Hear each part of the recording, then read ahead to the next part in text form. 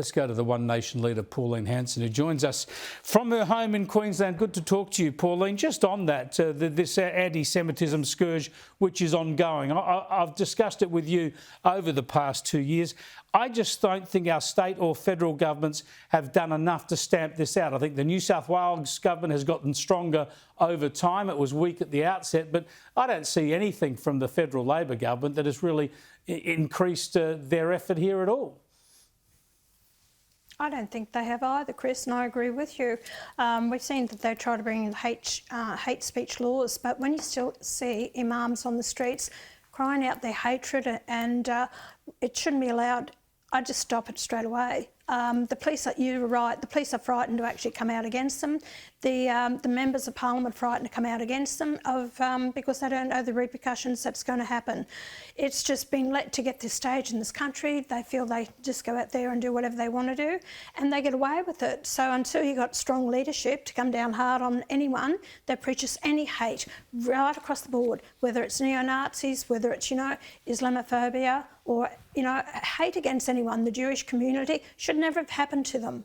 Yeah, and Anthony Albanese and his government have just rewarded the haters by recognising a non-existent state of Palestine, thinking that's what they want. Yes, correct. That's exactly what they want.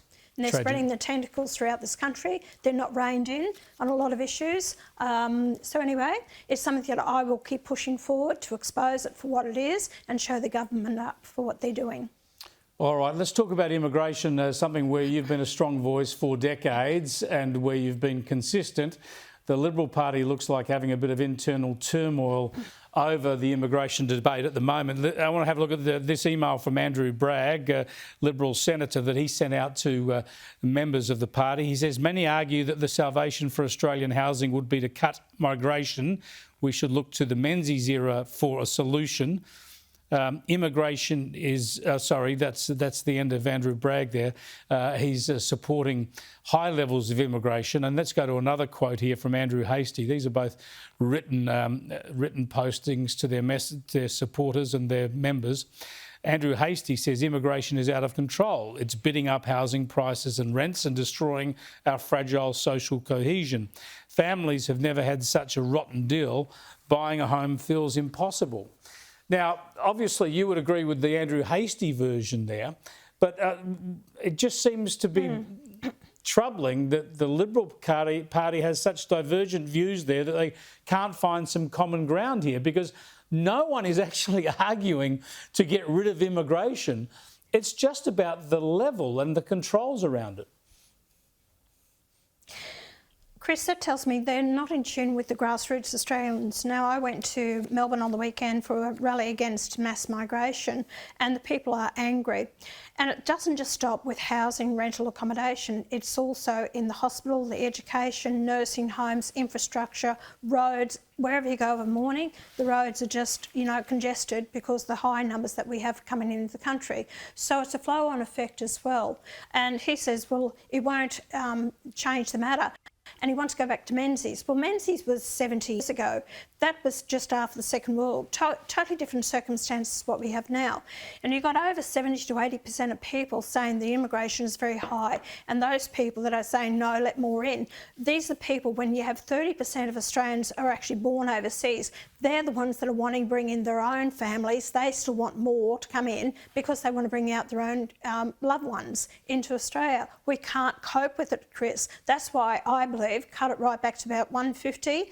We have 130, I should say. We have about up to 200,000 a year may leave in 1 year. Replace those. But we've got to bring in skilled migrants. Now, between 22 and 23, we brought in 740,000. Now, of that, only 1,800 were in the construction industry. And in 2017, I was warning them then that we never had enough tradies in Australia. And I got them to put up an apprenticeship policy that I had, but they only did it for 1,360. So I tried to warn them back then with a shortage. And it's exactly what's happened now. We're not bringing the right people. We're flooding the country, and Bragg is completely wrong here, as he was with net zero. He should be on the Labor side of government. He should be with the Greens, not with the Liberal Party. They're arguing with each other. They have no idea of finding a middle ground. Yeah, it's just a stupid thing to do politically because they need to sell a consistent message. But I agree with you. I think Andrew Bragg is just right. He's fighting at shadows. Nobody was arguing against immigration. It's about the number and how you control it. And we've learned in the past that you've got to have strong and orderly immigration in order to progress the nation, but also to maintain support for immigration. We've seen that time and time again. I've got to get to the latest polls, get your interpretation of them. You must be rapt at how highly One Nation is polling at 18%. That's quite incredible.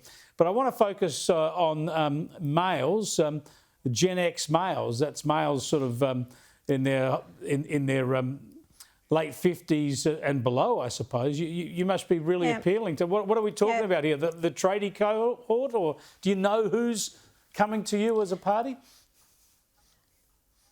Well, these are the males, apparently, you know, 50, born 65 to 80, those ones who may be in financial stress. And they're saying, hey, we've got to give this this woman a go and this party a go. Because, you know, to get that age in life and you're still struggling, you've got to ask yourself why. The mortgage rates are going up, they can't have families. A lot of these guys also have got probably through a marriage breakup. So, you know, they're doing it tough out there. And it can also be from family law. I'm the only one that's really out there fighting about family law.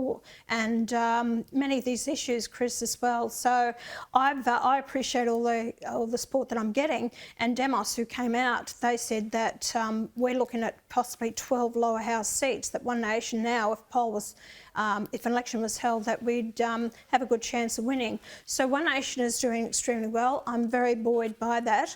But it's still 2.5 years outside an election. A lot can happen then. So polls, great, but a lot of work to be done yet. Sure is a long way to go. It just strikes me that Barnaby Joyce would just about fit into that age bracket, wouldn't he? He might be just the last of the boomers before you hit Gen X, but he's certainly a male of around about the right age.